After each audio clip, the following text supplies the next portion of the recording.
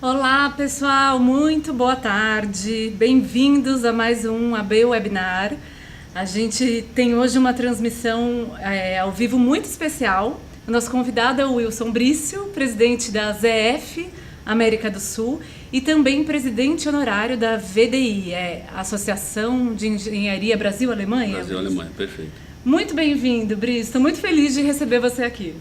Muito obrigado pelo convite, uma boa tarde a todos e parabéns também ao Automotive Business por esse tipo de evento, que eu acho que é uma coisa muito interessante na nova indústria automotiva, é mais uma forma de se alcançar a audiência e o público, né, trazendo informações relevantes e de uma forma bem flexível, bem ágil, bem simples, que é o que eu acho que os novos tempos precisam. Sim. Parabéns.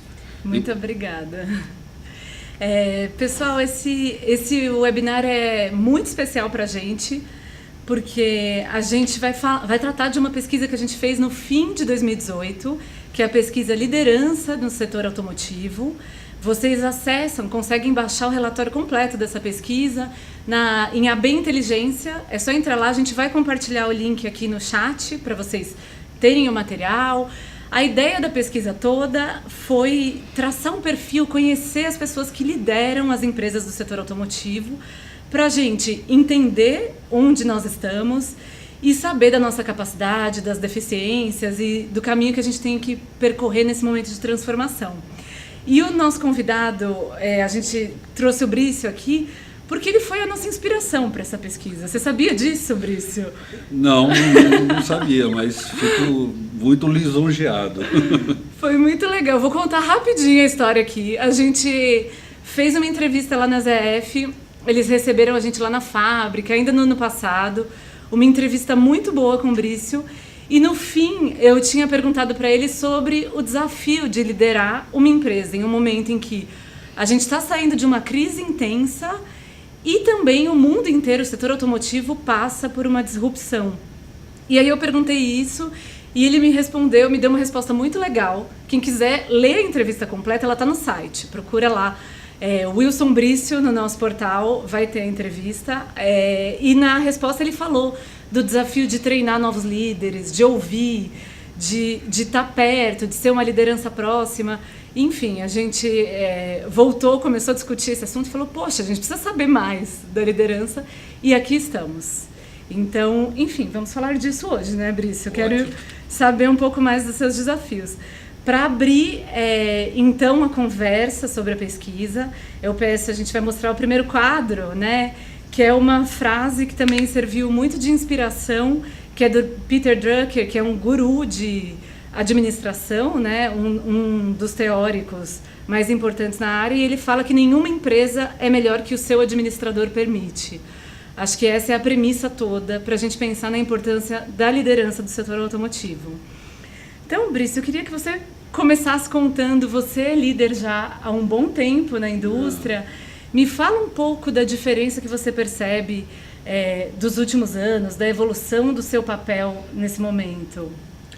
Olha, o papel de liderança, eu acho que ele está assumindo realmente uma característica bem diferente na medida em que nós temos um mundo hoje todo trabalhando em network, a necessidade de você trabalhar em times e de você fazer parte mesmo sendo líder, você precisa fazer parte do time.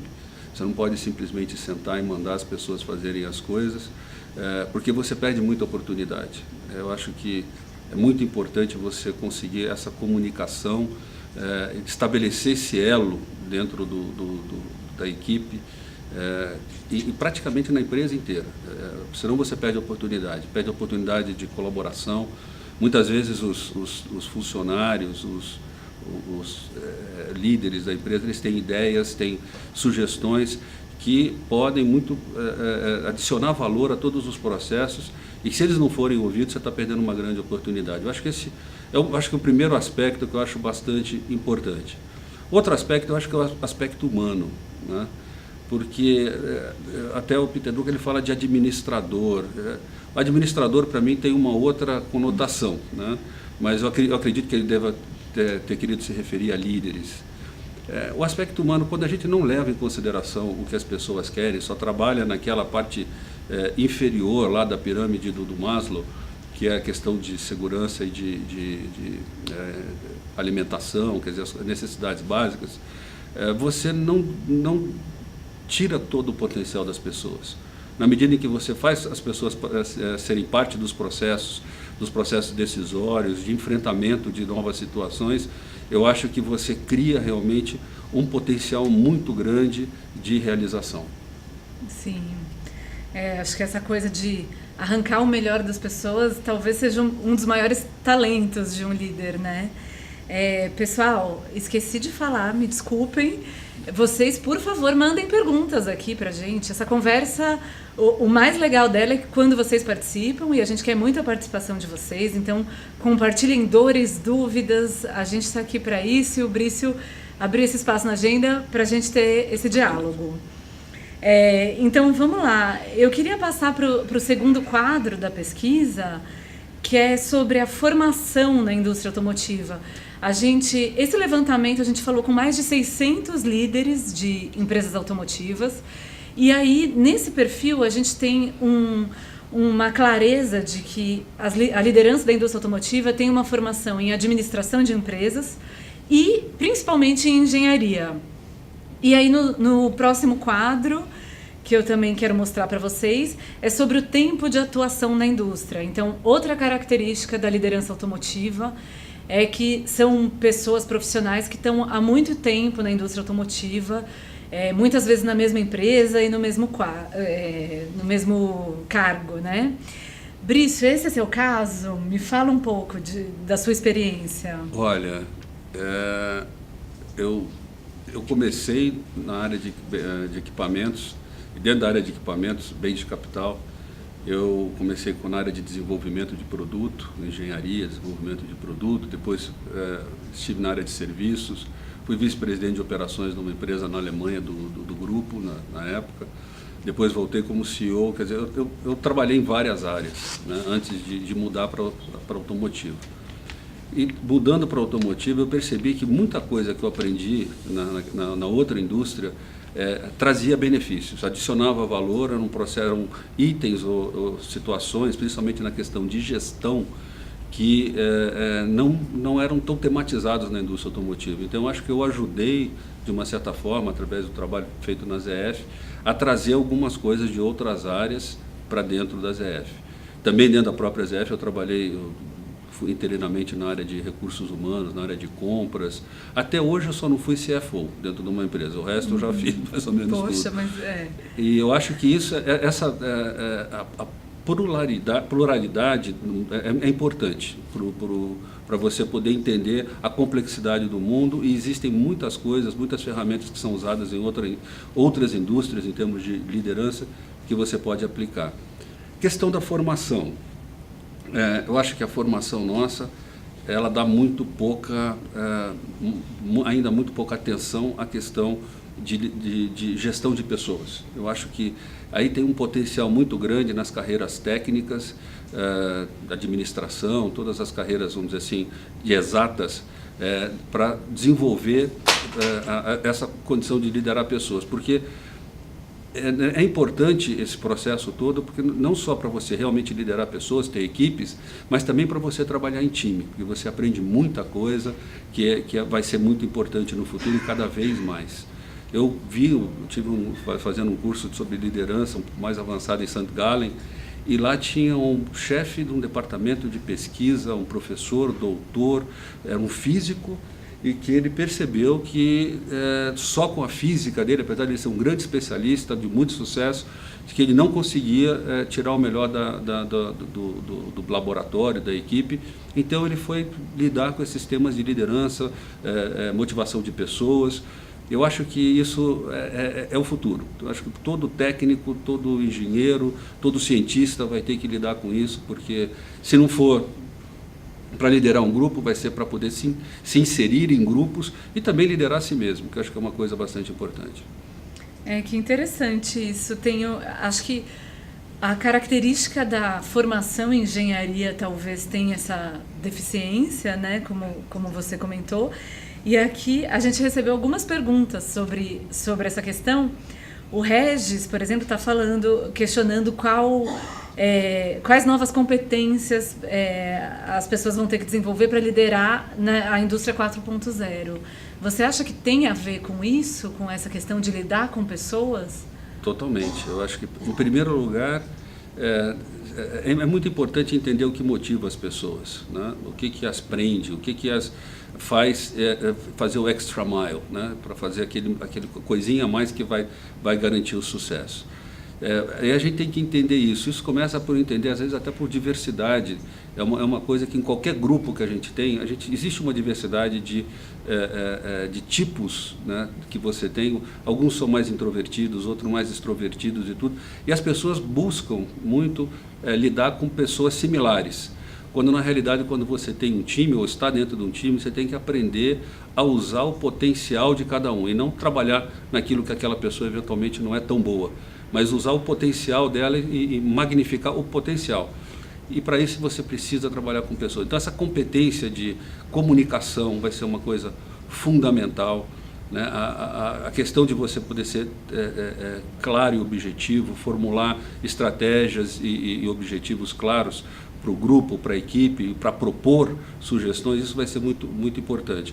Competência social é fundamental, né? E aí eu coloco, inclusive, a questão também da internacionalidade. É uma competência social para o mundo, não é só para a área, para o entorno, né, que a gente vive. Porque hoje em dia você adquire conhecimento, interage em projetos com pessoas do mundo inteiro sem sair do lugar. Então essa competência também é importante entender, essa internacionalidade. E basicamente eu acho que são duas das principais, porque a questão da formação técnica ela é basicamente necessária, você tem que ter, não é um opcional, né? Uhum. Agora, isso eu acho que essas outras competências podem fazer diferença no futuro. Sim. Pessoal, estamos recebendo muitas perguntas. Olha que bom. Que bom, que bom. E a gente vai falar, tem muita coisa relacionada à tecnologia, inovação. A gente quer muito, a gente vai falar disso já. Mas já que o Brício citou a questão da diversidade, vamos entrar um pouquinho mais, falar um pouco mais de pessoas. E a gente já muda para esse outro assunto. Então, por favor, aguardem, a gente já responde. Falando um pouco e trazendo um recorte da pesquisa relacionada a essa questão da diversidade, a gente tem no quadro 4 da pesquisa um recorte de etnia na indústria automotiva, na liderança, né? E aí a gente vê claramente que é uma liderança muito branca, né? A gente não tem nenhuma pessoa negra na alta liderança, na alta gestão. E depois um outro recorte no próximo quadro, no quadro 5, é de gênero. Então também muito masculina a liderança. Acho que isso é uma coisa que todos nós vemos no dia a dia, né? Talvez não seja uma grande novidade, mas temos aí o número, né? Brício, esse tema é importante para a ZF. Como vocês têm trabalhado essa questão da diversidade e por quê, né? A gente, em Automotive Business, do nosso lado aqui, a gente tem fomentado muito essa discussão. A gente acredita que diversidade é inovação, é lucratividade, é estratégia de negócio. O que é diversidade para a ZF? Olha, eu acho que a diversidade ela é, no princípio, respeito, né? E que só vem através da educação. Você pode criar, vamos dizer assim, movimentos de curto espaço de tempo em função de uma minoria ou de outra minoria dentro das empresas, mas isso é uma coisa que eu acho que deveria começar lá atrás, né? Pessoas, graças a Deus, eu tive a oportunidade de crescer num ambiente muito diverso, né? Muito diverso. E isso sempre foi na escola, eu sempre aprendi. Na escola tinha um ambiente bastante diverso também. Então, essa questão do respeito, né, por todos, seja gênero, seja raça, isso sempre foi muito explorado. Então, é muito difícil. A hora que você pega uma criança e a educa dessa forma, ela dificilmente vai mudar de ideia no futuro. Agora, aqui no Brasil, infelizmente, a gente tem ainda, nós não temos aquela discriminação agressiva, como você vê em outros países, mas nós temos uma discriminação velada e às vezes até uma discriminação social, de níveis sociais. Isso eu acho que existe bastante também. Na ZF, nós sabemos do potencial que essa diversidade traz para a gente. Nós treinamos o nosso pessoal todo ano nessa questão de todos os líderes, nessa questão de diversidade, de aprender a respeitar e buscar o valor em todos. E nós buscamos nos nossos processos seletivos sempre questionar algumas coisas, né? Por exemplo, vem um candidato, foi aprovado, vai ser esse candidato que vai assumir uma determinada posição. Aí você sempre pergunta, mas escuta, tinha algum negro candidato? Tinha alguma mulher? Sim. Por que não foi escolhido? Né? Então esse questionamento a gente tem feito. Agora, por outro lado, isso também foi um trabalho que nós fizemos na VDI, num primeiro momento mais focando em termos de raça, especificamente a raça negra, mas nós queremos, a VDI já buscou fazer desenvolvimento também na questão da integração das mulheres, porque quando você fala engenharia, mulher, é uma coisa que, né, quando eu estava na faculdade, a gente falava, quando tinha alguma mulher, o pessoal ficava, não entendia direito, porque eu lembro que era alguma coisa assim como 1%, 2%, né, e sempre muito discriminado, era uma coisa assim. Então, mas quando nós vemos hoje, as experiências que nós temos dentro da ZF com mulheres em posição de liderança, aí eu entendo por que os homens têm medo. Aí eu entendo, porque elas são fantásticas, não tem problema. Existe o problema de licença maternidade e tudo, mas hoje em dia, pelo amor de Deus, nós temos que entender isso e achar soluções para isso, e isso a ZF faz, nós damos todo o suporte e buscamos fomentar a diversidade dentro do nosso quadro, em todo o quadro, e zero discriminação através da educação. Ah, sim, muito bem, muito bom ouvir isso. A gente tem a pesquisa que mede a presença feminina na indústria automotiva. No ano passado a gente realizou a primeira edição. A gente descobriu que só 17% do setor a força de trabalho do setor é feminina, e a gente tem ainda questões como diferenças salariais. Acho que é uma coisa que a gente tem que olhar com mais atenção, até porque a consumidora, o poder de decisão da mulher no mercado é muito, muito grande, né? E para a própria empresa, você abre um potencial muito grande, porque são formas diferentes de pensar, são formas diferentes de perceber o mundo, e todas elas estão corretas, e quando elas podem se complementar, aí você tem uma combinação explosiva em termos de potencial de sucesso. Sim, muito bom. Você citou a VDI, acho que vale comentar aqui, né? Nos últimos dias, trabalhando nesse nosso projeto de diversidade, a gente conversou com o Johannes, que é o diretor da VDI, e ele apresentou para a gente, né, um trabalho que a VDI tem de diversidade sensacional, que a abordagem é de inovação inclusiva, né? Exatamente. Muito legal. Começou na minha gestão e foi absorvido agora pelo Maurício Muramoto, que é o presidente atual, e com o apoio também do Theo Vanderloo, ex-presidente da Bayer, o presidente da SAP, Cristina Palmaca. Então, quer dizer, existe um engajamento muito grande nisso, e é muito importante, a gente tem que trabalhar nisso, e eu acho que isso tem que ser um foco incansável, né, para que a gente possa realmente, mas sem perder de vista que a gente tem que investir lá na base, na educação. A gente não investir na educação se você não forma crianças, não educa as crianças para respeitarem a diversidade, o adulto não vai respeitar. Né? E você tem que lembrar disso em casa também. Sim, é verdade. Brício, falando ainda de pessoas, né? Queria saber um pouco mais de você. Você se preparou para a liderança? Você tinha essa ambição ou foi uma trajetória mais natural na sua carreira? Não, aconteceu, né? Aconteceu. Eu comecei numa área bastante técnica, né? Desenvolvimento,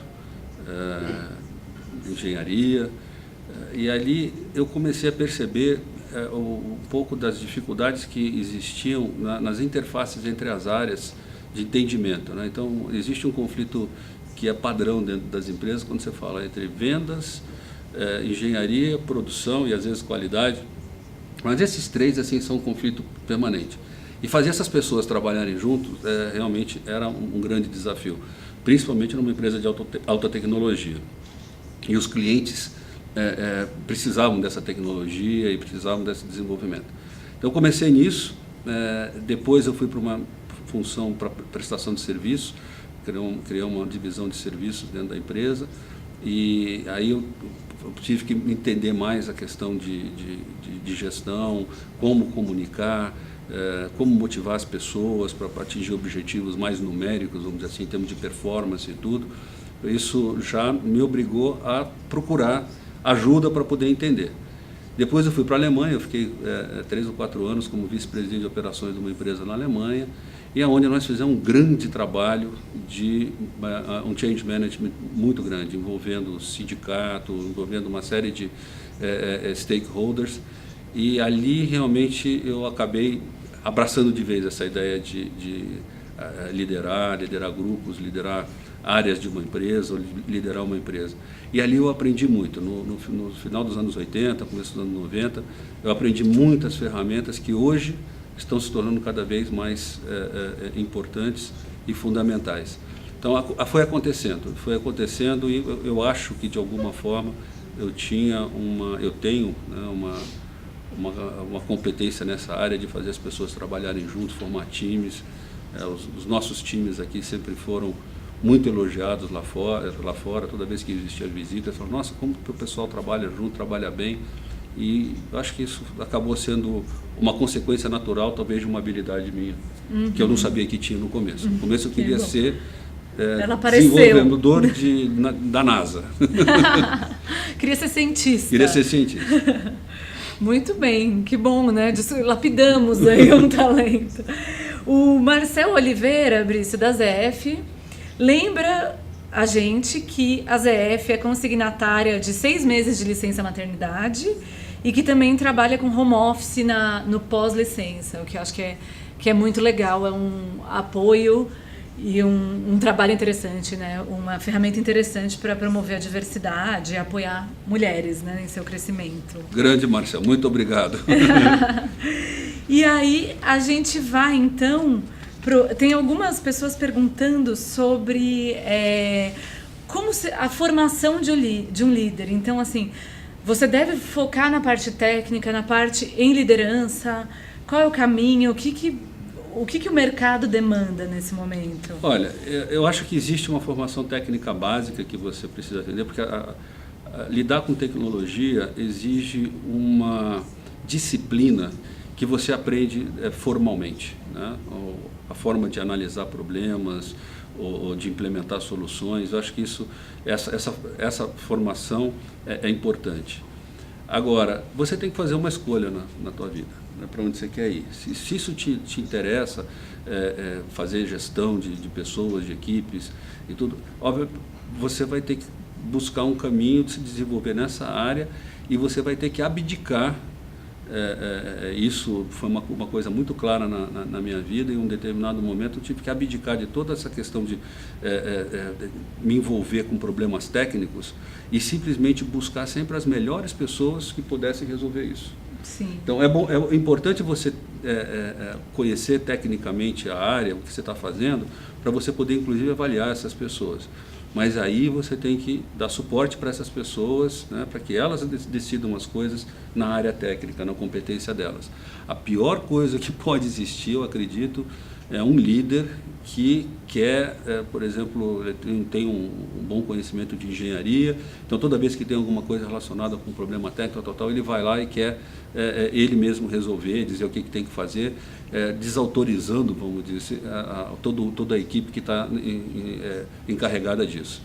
Então, eu acho que aí você tem que fazer uma escolha. Agora, se você quer ser realmente técnico, é bom aprender como lidar com pessoas, uma série de coisas, porque os tempos são diferentes, mas você tem que abdicar, talvez, dessa questão de liderança. Porque liderança é uma coisa complexa, você tem que treinar, tem que se aperfeiçoar o tempo todo, tem que estar sempre curioso para saber o que existe, porque você está lidando com ser humano, que eu acho que é a coisa mais complexa que existe no universo. Com certeza. Muito mais difícil que a engenharia, que a inovação tecnológica. Tem muita gente perguntando também, essa é difícil, né? Falando do grande segredo para manter as equipes motivadas, como motivar pessoas no longo prazo, em um momento de transformação, de saída de uma crise? Olha, eu acho que existem alguns elementos básicos, né, que o líder tem que ter para poder manter uma equipe junto. Em primeiro lugar é decidir objetivos, né? Quais são os objetivos? Por que nós estamos juntos? Né? O que nós queremos atingir? Às vezes, isso pode ser uma situação de crise, né, em que você fala, olha, o mercado caiu 50%, eu tenho que reformular alguma coisa aqui. Então, às vezes, você não tem muita liberdade na definição desses objetivos, mas você tem que sentar com todo mundo e ver o que nós vamos fazer a respeito disso. Não se furtando, obviamente, de tomar a decisão, se não se chegar a um consenso, alguma coisa, uma decisão tem que ser tomada. Mas todo mundo tem que saber, e aí vem a parte da comunicação, você precisa comunicar de uma forma muito transparente, né, para as pessoas, o que se quer atingir, né, e o que é mais importante, o que isso significa para elas, o que você espera delas. Sim. Porque a pior coisa que tem quando você está comunicando alguma coisa na mudança é não comunicar direito, comunicar pouco e deixar as pessoas sem saber o que se espera delas. Aí você simplesmente faz com que você arrume um monte de obstáculos para o teu processo de mudança. Obviamente que aí você precisa motivar as pessoas. Como é que você pode fazer isso? Eu sempre busquei, por exemplo, trazer as pessoas para os temas, para as discussões e criar uma espécie de um sounding board, né? Ouvir as pessoas antes de tomar a decisão final. E às vezes você tem que dizer, não, infelizmente, bacana seria isso, mas nós precisamos ir por esse caminho, mas claro, esse vai ser o caminho, essas são as consequências. Isso eu acho que é fundamental dentro de um processo de mudança, de liderança, ser transparente, falar a verdade, buscar ouvir, porque depois que você tomou a decisão, voltar atrás, às vezes você precisa fazer isso, mas é melhor você evitar isso fazendo preventivamente uma consulta, ouvindo as pessoas antes de tomar uma decisão final. E às vezes você tem que ouvir especialistas, até você fala assim, eu não tenho a competência para entender disso, eu tenho que ouvir alguém. Eu acho que são coisas que são importantes, né? Quer dizer, o objetivo, a comunicação, e comunicação sempre. Formação do time, isso é um processo formal, isso não é uma coisa que acontece assim, vamos tomar um chopp no final do dia e você tem um time, ou né, vamos jogar uma bola no final de semana. Sim. E você tem um time, não é assim. Isso, pelo contrário, às vezes o time que você precisa dentro da empresa nem vai tomar chopp junto, porque as pessoas até podem não se gostar pessoalmente, mas lá dentro eles têm que trabalhar como um time. Então, esse é um aspecto muito importante a ser observado. Uhum. Muito bem, tem uma outra coisa, porque às vezes tem uma outra questão de mudança também, que você cria crises, né? Está tudo indo muito bem, os resultados estão maravilhosos, a empresa está crescendo, mas você começa a antever crises, né? Como, por exemplo, muitas empresas hoje estão antevendo a questão da eletrificação, estão antevendo a questão do last mile mobility, a questão da mobilidade nas grandes cidades e tudo. Então, existe todo esse problema de pensar assim, puxa vida, e se a gente não vender tanto carro no futuro como está vendendo agora? Se a gente não produzir tanto carro no futuro, mas talvez você vai fazer mais bicicletas elétricas ou coisa desse tipo. Sim. Então, você tem que começar a antever essas crises para que você possa se preparar para ela. Não pode fazer que nem aquela história que todo mundo sempre fala, né, do cavalo e do carro. O cara sempre achando que ia ter uma indústria para aparelhar cavalos, e aí de repente veio o carro e essa indústria dos cavalos simplesmente desapareceu. Então não pode ficar nisso, né?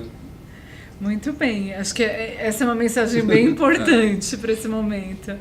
A gente, até na apresentação, a gente apresentou pela primeira vez a pesquisa de liderança no Salão do Automóvel, né? E a gente tinha até a gente chamava a atenção uma frase do Walter Longo, que era o presidente da BRI, um executivo brasileiro, falando que muitas empresas se preocupam mais com o fim do dia do que com o fim do mundo, né? Exatamente. Acho que é um pouco esse espírito. Brício, vamos falar então um pouco das conclusões sobre os desafios que a liderança automotiva percebe, né? Na pesquisa a gente fez essa pergunta muito clara.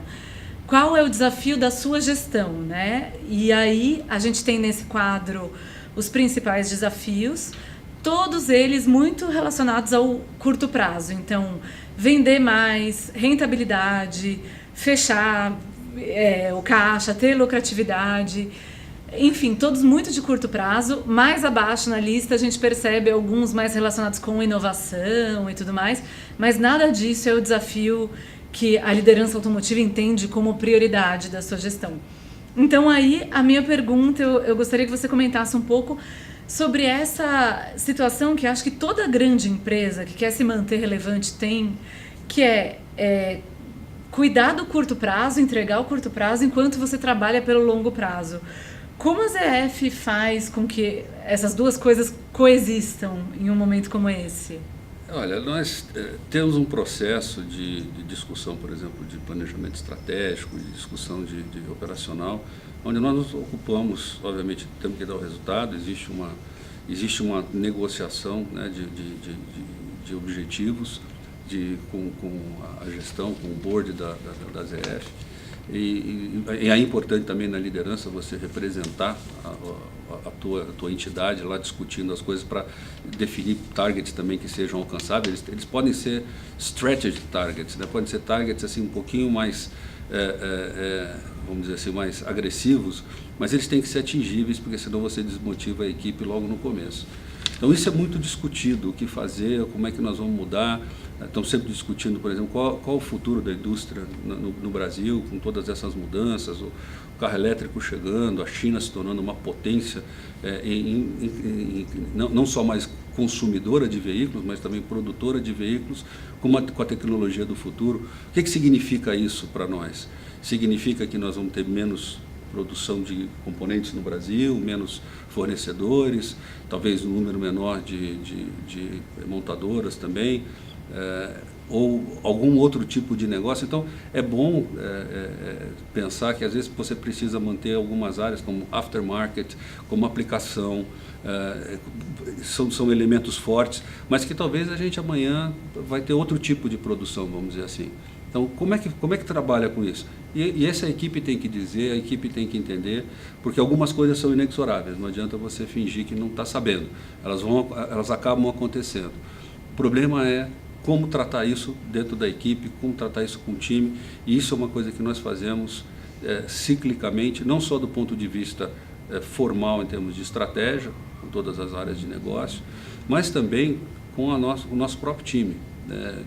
A cada 3 meses, a cada 4 meses, nós colocamos toda a gestão junta, os vice-presidentes e os diretores, para discutir o seguinte: como é que nós estamos vendo o nosso futuro, como é que nós achamos nossa performance, o que cada um de nós, esse que é muito interessante, o que cada um de nós está contribuindo para isso, e aí você tem também um feedback da própria equipe. Né? Então, eu recebo o feedback dos vice-presidentes, dos diretores, eles me dizem: olha, você está indo bem, está indo mal, porque isso é muito importante, né? Para a gente não ficar cego, né? Não ficar sem uma perspectiva diferente.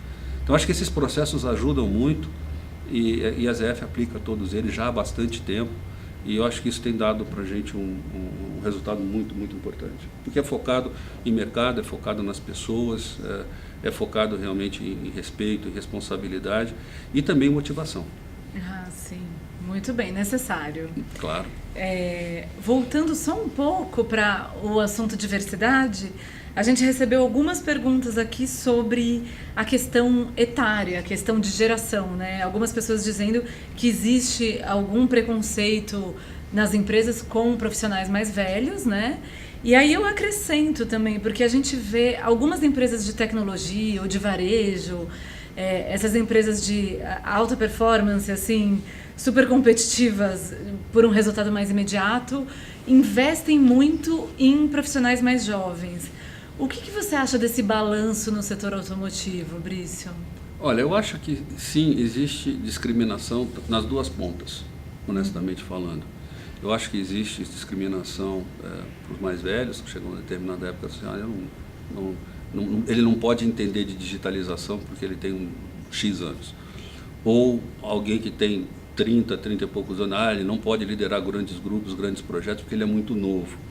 Eu acho isso realmente é uma coisa antiga, é uma coisa que eu acho que isso tem que ser um dos nossos paradigmas aí que tem que ser quebrado. As pessoas têm que ser avaliadas pelo potencial que elas têm, pelo que elas entregam e pelo que elas podem entregar.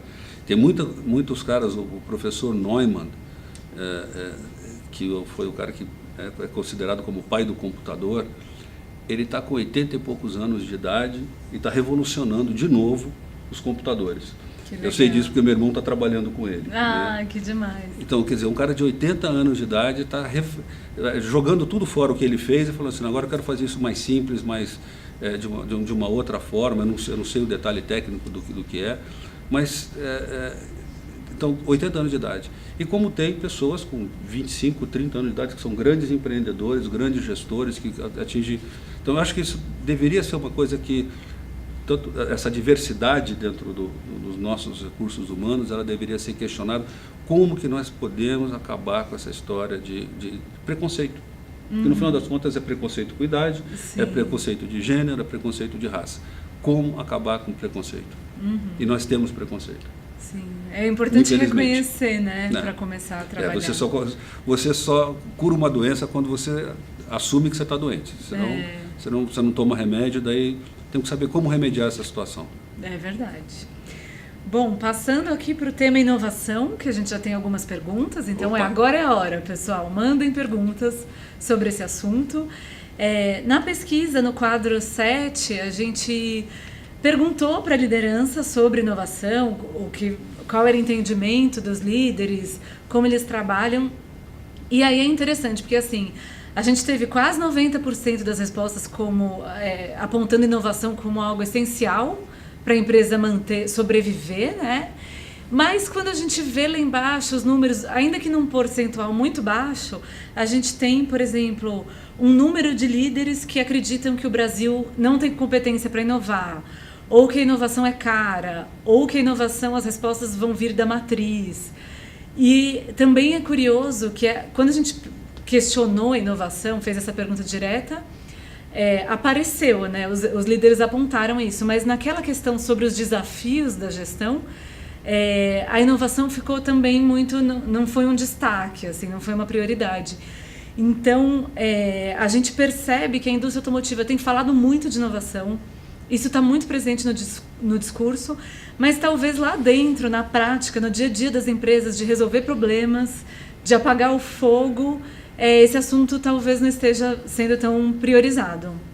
Então, Brício, como a ZF trabalha esse paradoxo que a gente viu e também como a ZF trabalha a inovação no Brasil?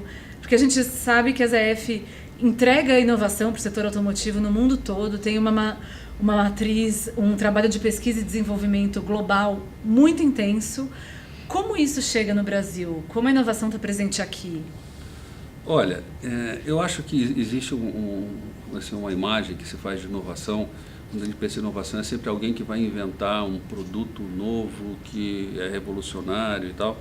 Eu acho que isso também é inovação, obviamente, não tem dúvida nenhuma, mas a inovação está em tudo, né? A inovação ela permeia, pode permear todas as nossas atividades, até na nossa própria casa. Então você tem inovação na gestão. Na gestão, que gestão? A gestão de pessoas, na gestão financeira, na gestão do marketing. Você tem inovação em tudo quanto é lugar. E aqui o Brasil, eu acho que o Brasil tem capacidade, né? Até na inovação técnica, nós temos grandes centros, temos grandes cérebros, não só aqui no Brasil, mas brasileiros fora do Brasil, que realmente estão criando coisas novas. E nós temos vários centros, várias empresas que têm centro de desenvolvimento aqui, como a SAP, a própria ZF tem um centro aqui que é um centro mundial para desenvolvimento de eixos agrícolas. Isso aqui foi definido como o melhor lugar para se fazer isso. Nós temos na área de agricultura um sem número de exemplos fantásticos de inovação, na área de exploração de petróleo, né, do pré-sal. Tem muita coisa, nós temos isso. O que nós não temos, que aí é uma coisa importante dizer, nós temos um problema de competitividade. Porque se você quiser fazer só a inovação, e eu já vi acontecer isso, por exemplo, você desenvolve um produto aqui, desenvolve um sistema aqui, só que aí ele precisa de uma aprovação de algum desses órgãos, né, para poder ir para o mercado. Você não consegue a aprovação, ele demora, não sei o que e tal. Aí o que os pesquisadores... Ele vai para a Inglaterra, aí lá ele consegue ser aprovado rapidamente, é produzido e agora a gente importa esse produto. Nossa, isso é frustrante. Entendeu? É desenvolvido aqui, entendeu?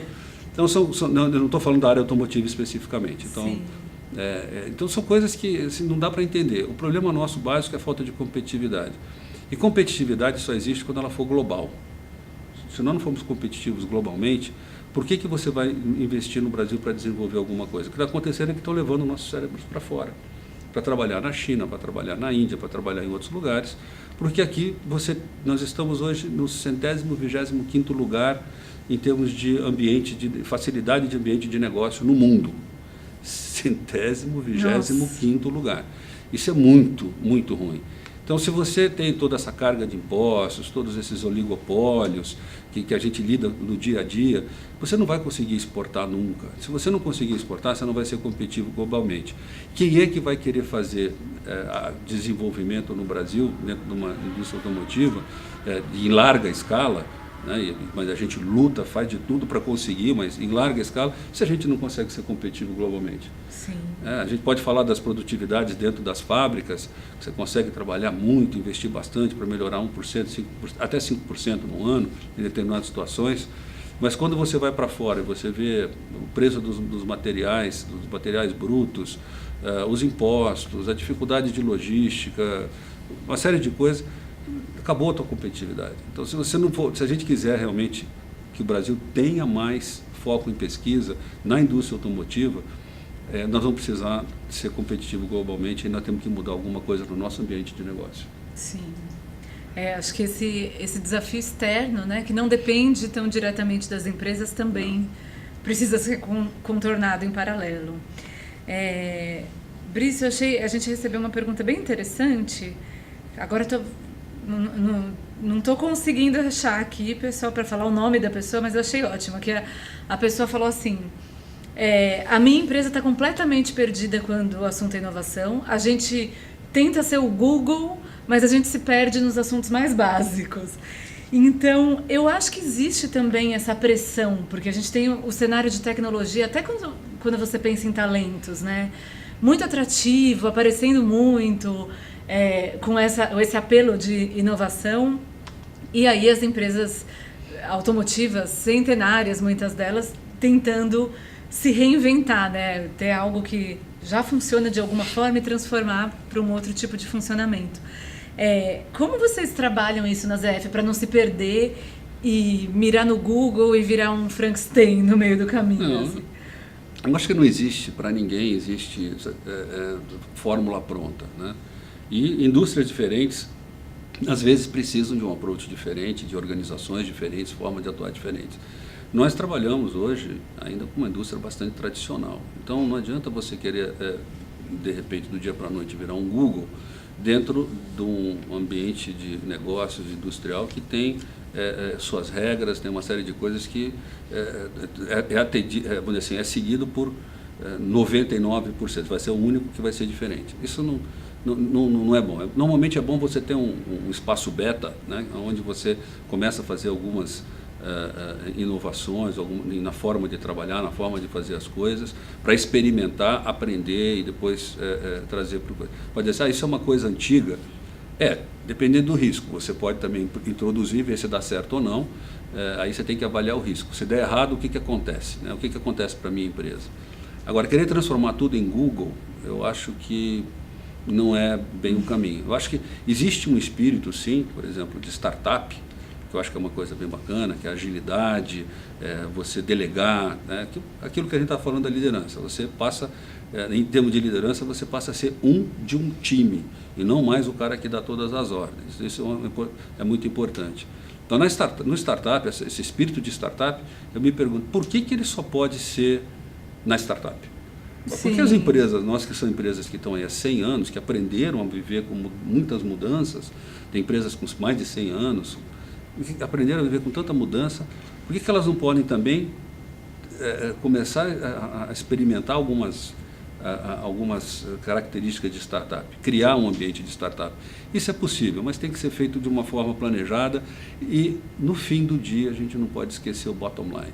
Isso é fundamental, porque sem bottom line não adianta você ter uma empresa bonitinha na moda, mas que não dá resultado. Essa empresa ninguém quer. É verdade, né? Não adianta apelar para a inovação se não entrega. Aqui o William mandou uma pergunta muito boa, também, a gente está recebendo muitas perguntas muito boas, inclusive, né, vale agradecer, pessoal, pela interação. E aí o William pergunta, como a ZF reconhece e premia, de alguma forma, os seus inovadores? Afinal, as pessoas querem ser reconhecidas.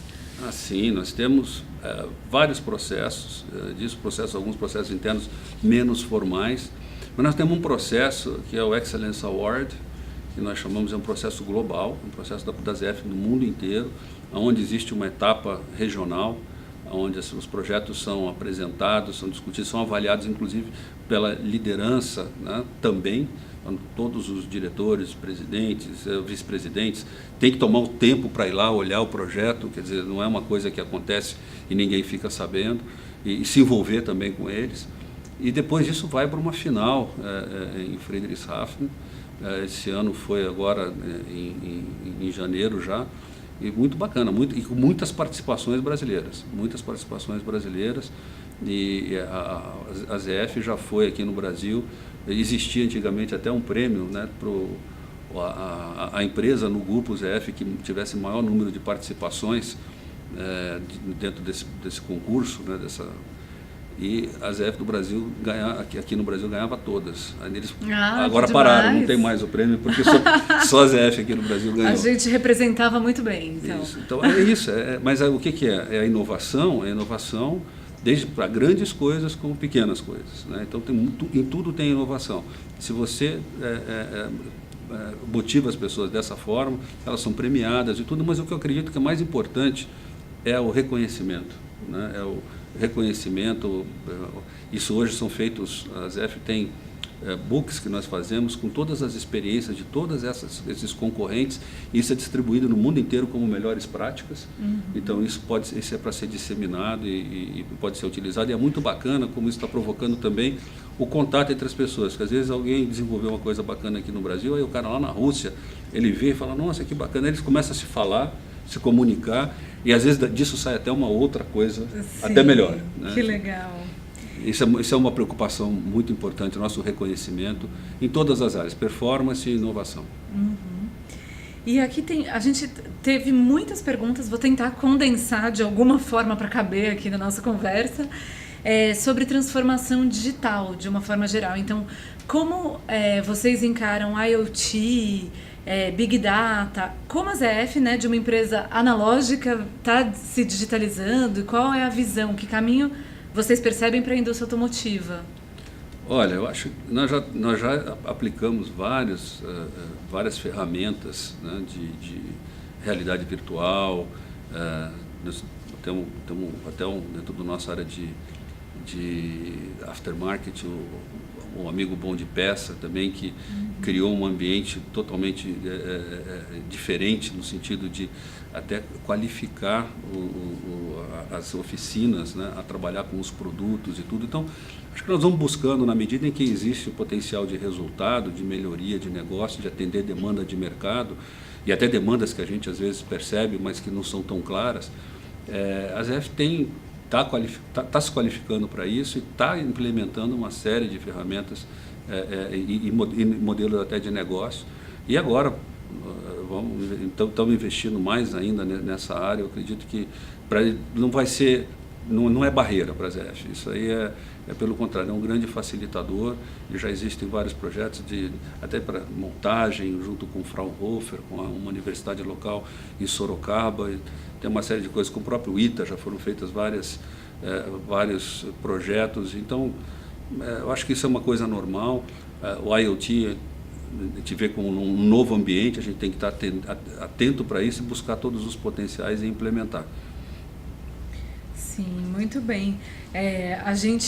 Eu tive o prazer de conhecer Friedrichshafen, aprender a falar o nome dessa cidade, que é muito difícil, que é a matriz, a cidade que cedia a ZF na Alemanha. E eu vi, vocês têm trabalhado realmente essa questão de novos modelos de negócio, assim, é fascinante ver a movimentação da companhia. Eu gostaria que você comentasse, Brício, Como a ZF se vê hoje? Porque vocês são tradicionalmente um fornecedor da indústria automotiva, mas agora também, acho que com a digitalização, vocês estão se posicionando mais perto do consumidor final também, né? Sem dúvida. A ZF está desenvolvendo vários produtos, até de pagamento, de uma série de coisas. São produtos que vão ser necessários, ou pelo menos ela avalia que são necessários, dentro do ambiente de mobilidade do futuro, né?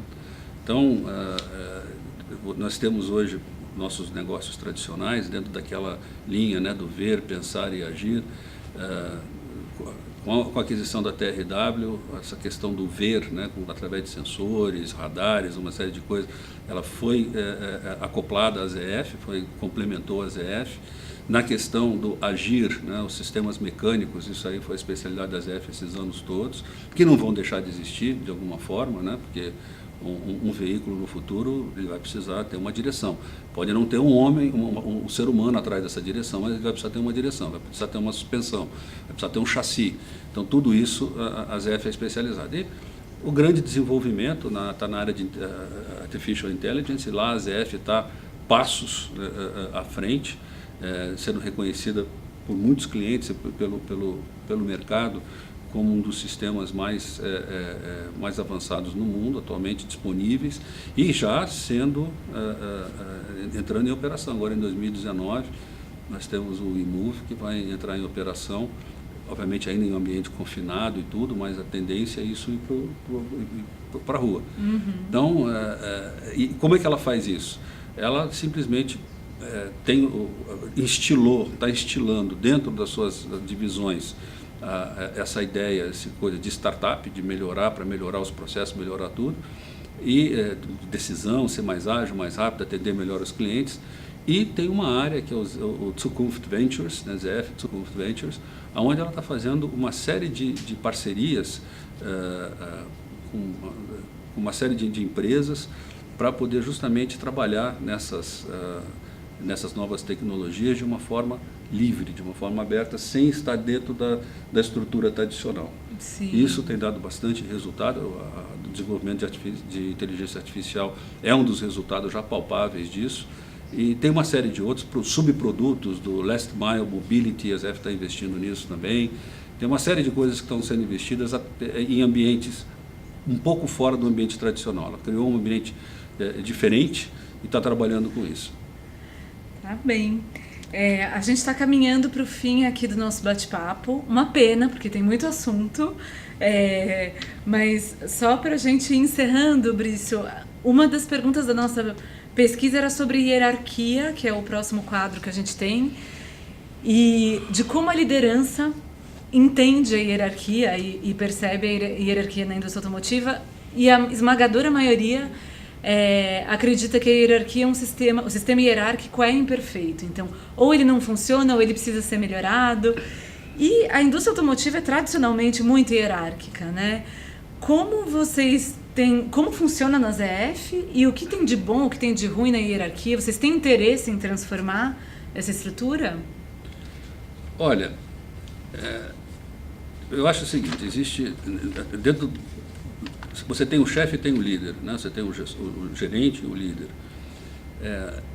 Existe sempre um determinado momento em que alguém tem que tomar uma decisão. Você não pode ficar sem tomar essa decisão.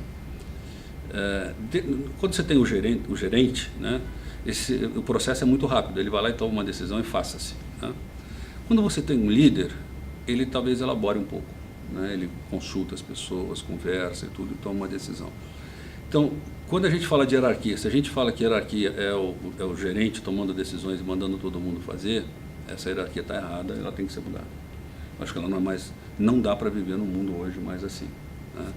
Agora, se você fala que a hierarquia é o que você tem lideranças, né, que tenham responsabilidade sobre equipes, sobre grupos de pessoas, aí eu acho que essa é a hierarquia que a gente quer para o futuro.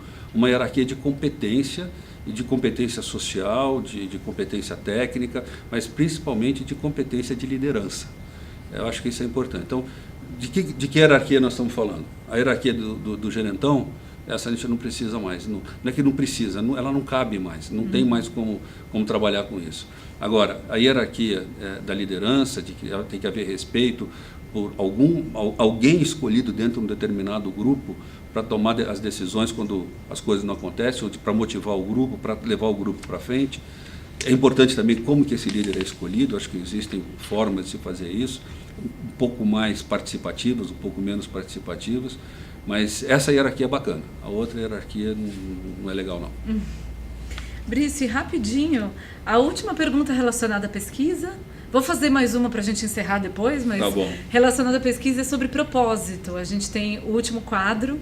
A gente perguntou para a liderança da indústria automotiva, para as mais de 600 pessoas que responderam ao estudo, qual era o propósito dessas pessoas no trabalho. E foi bem impressionante que só 6% responderam efetivamente um propósito. Tinham um propósito no seu dia a dia, no trabalho, na empresa.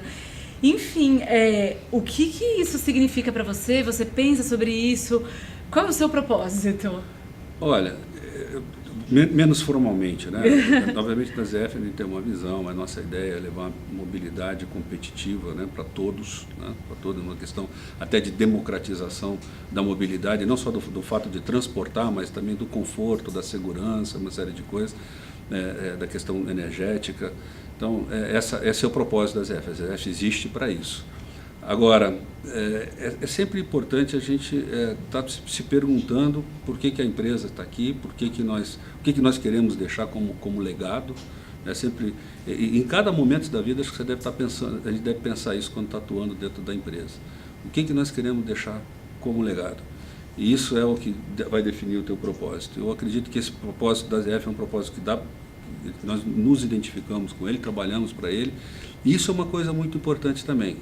Descobrir esse propósito, né, do grupo que você está. E se esse propósito não for um propósito que te faz levantar da cama feliz de manhã, procura o teu propósito. Eu acho que isso é importante, porque pessoas frustradas normalmente não dão bons líderes. Sim, com certeza, né? Eu acho que tem o risco de um efeito de contágio aí para frente. Exatamente. Rapidinho, então, para a gente encerrar, Brício, gostaria de saber, no seu dia a dia, como você se informa e se mantém aprendendo, né? Afinal, com tantas transformações no mundo, é isso que todo mundo é desafiado a fazer todo dia.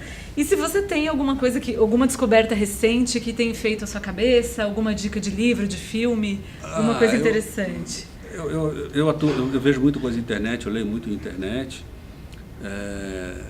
Filmes, gosto bastante. Eu gosto muito de interagir com pessoas. Eu sou uma pessoa mais, vamos dizer assim, mais de contato pessoal, né? Eu gosto muito de ouvir as ideias das outras pessoas, em vez de ler muito sobre dogmas e coisas. Eu gosto de interagir e de trazer um pouco para as coisas para a realidade. Uma série que me impressionou muito, que eu no começo, quando eu comecei a assistir, falei, nossa, chama Designated Survivor. Eu não sei se vocês... Nossa, não conheço. Vou pôr na minha lista. É da Netflix. Desculpa, estou fazendo propaganda na Netflix, desculpa. Acontece. Não tem como não fazer propaganda na Netflix. Se vocês quiserem depois tirar minha anuidade e deixar no zero, tudo bem. Mas porque a cada capítulo é impressionante a aula de liderança que você tem. E tem vários temas. Tem o tema gestão de crise, gestão de pessoas diretamente subordinados, aquele cara que te desafia na frente de todo mundo, como é que você faz, como é que você reage. E para mim aquilo foram 2 temporadas. Talvez a primeira temporada seja a mais... Eu comecei a assistir, aí tive que fazer aquele rally, né? Não consegui parar. Não teve jeito. Porque quando eu identifiquei isso daquilo, eu falei, meu Deus do céu, que coisa impressionante. Isso era quase um curso de MBA nessa área de gestão, entendeu?